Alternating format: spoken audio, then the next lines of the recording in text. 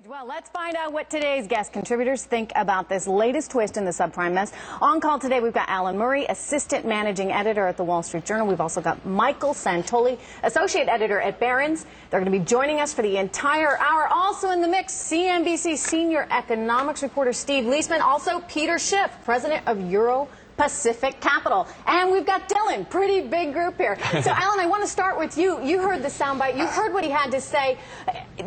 Did he not know there was a problem? Well, obviously one of two things is going on. Either he's lying or he didn't know that there was a significant problem in these funds. In either case, there's a lot to worry about Pretty there. Scary. I mean, in the first case, you may be talking about a criminal problem on his part. In the second case, though, and that's what has the market so roiled, how many other problems are there out there that we don't know about? People don't understand the exposure that a lot of these hedge funds have well enough, including the executives of the companies that run them. And that's why the markets are going up and down every day, because they don't have a clear sense of what their exposure is to the problems in the credit markets. Steve, is this really what it comes down to, just this lack of transparency where people don't know what's going to happen day to day?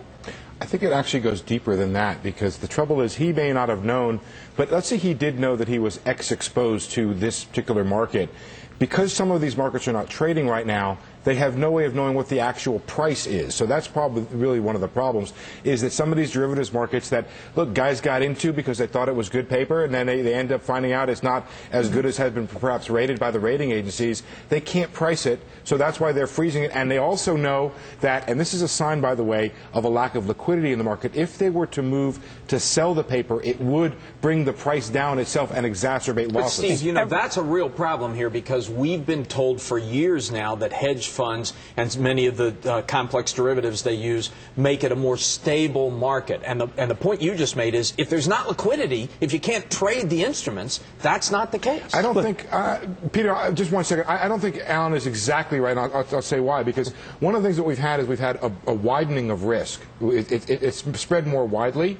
And that's probably a good thing. If we get out of this, and I'm not saying we will or we won't, without a major money center bank blowing up, then at the end of the day, the system worked. The trouble is that because we spread risk more widely, the information flow is slower than it would have been. Think about this maybe 10 or 15 years ago, or even with LTCM. We knew there were a lot of problems there, and the question was who was related to them. When it comes to, say, this BNP, what we're finding out now is that this subprime paper was in German banks, it was in French banks, it was to a limited extent in Japanese banks. We're still waiting to hear the extent to which it's in European or American-related funds and hedge funds. So it's spread out, which means the information is slower to come in. Peter, what do you think about that? Do you think that the risk is more spread and therefore perhaps not as bad down the road? No, it's a disaster, not just down the road, but right now. You know, everybody is sugarcoating this and glossing over it. Look at what President Bush said today. He said all the evidence points to a soft landing in housing. I don't know how he can say that with a straight face. I mean, the evidence points to a crash landing. I mean, this is the Hindenburg. And yeah, you know, we've got all this bad mortgage paper all around the world. How did that happen? It's because we've been running these enormous trade deficits. We've been going on this unprecedented consumption binge, and we've been flooding the world with these worthless subprime mortgages. The world has been recycling their export earnings into our mortgage paper, and now they're finding out that it's not worth the values that they think, that Americans can't pay it back. And, you know, underlying this whole problem is that American real estate prices are not worth what the appraisers say they are. Imagine what's going to happen to this economy when American homeowners come to the same conclusions that the foreign lenders are, that all their home equity, everything that they think they've earned in the last 7 years by living in a home, well, it's all gone. To some degree, that's happening. No, it hasn't happened. People still think their houses... That's why you have defaults on mortgages. No, I agree with Peter on that. I agree. I think that there's not been the reckoning that needs to happen to clear markets here. Michael, what do you think about this? Michael, I want to get you in here because, you know, people have said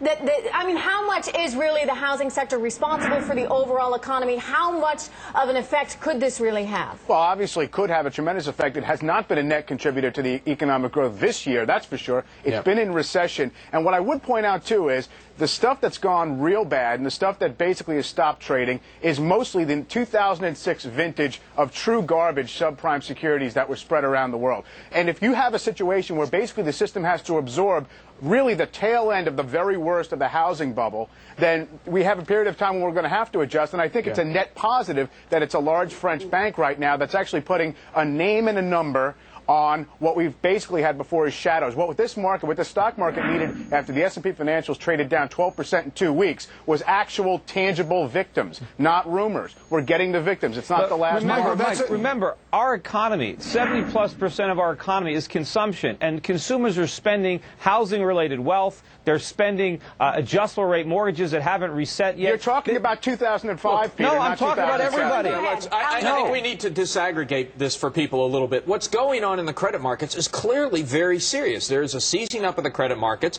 It's spreading beyond subprime. You're seeing it in the corporate lending markets as well. That's very serious. The question that we don't know the answer to is how is that going to affect the stock market? How is that going to affect the real economy? We know how it's going to be terrible. We don't have to wait for it to happen. And you can see what's going to ultimately happen as soon as it's going to affect the dollar. The dollar is going to fall through the floor. Long-term interest rates are going to spike higher. Consumer prices are going to go up a lot higher. And it's just going to make the situation worse. Real doomsday scenario.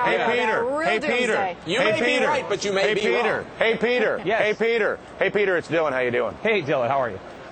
Pretty severe opinions you got there, huh? Well, they've all been right. Let me ask you a question, Peter. Yeah. Have you sold all your assets and are you short the U.S. stock market? Have you sold your home? Well, answer my question. I did have my clients in a hedge fund that's up 375% this year. I'm not saying. Well, was that hedge fund a short? Was that hedge fund It was short mortgage backed. But No. Answer my question, Peter. You've got severe opinions and they're welcome here, and I enjoy hearing them. Have you sold your house? I don't own a house. Are you short the dollar? I rent. Are you short U.S. stocks? I rent my house. I'm short the dollar. I'm long gold. I'm long foreign stocks. I don't have a quarter invested in U.S. money. And as a result of that, I have a lot more money today than I had years ago. You got all these foreign stocks, Peter, but I mean, at the end of the day, look what happened today. They're getting hit as well by the subprime. Nothing goes up every day. I mean, I know stocks are going to go down, but ultimately the dollar is going to fall through the floor. And so at least those foreign stocks are going to have real value. I don't know what the dollar is going to be worth tomorrow. It might not be worth anything. Okay. You know, we're in a real mess. The trouble that's going on here, Trish, is that Peter has been more right than wrong, even if his apocalyptic scenario is overboard, following that general tenor of being in Europe versus the U.S., of being short some of these credit instruments, has been a pretty decent play right here. And nothing really will clear until we can answer the question that Peter is essentially posing, even though he's posing it in such a way as a declarative statement. But what Peter, the issue to me here is how bad will it become, and we won't know till the information clears. Michael Santoli is correct. Every little bit we get is down the road there. The trouble is he can't tell us how far we have to go. Okay, guys, we got to wrap it up right here. Peter, thank you for your insight, doomsday as it is. Michael Santoli, thanks so much. Steve Leisman, of course. Alan Murray, you're going to stick around. We got lots more ahead.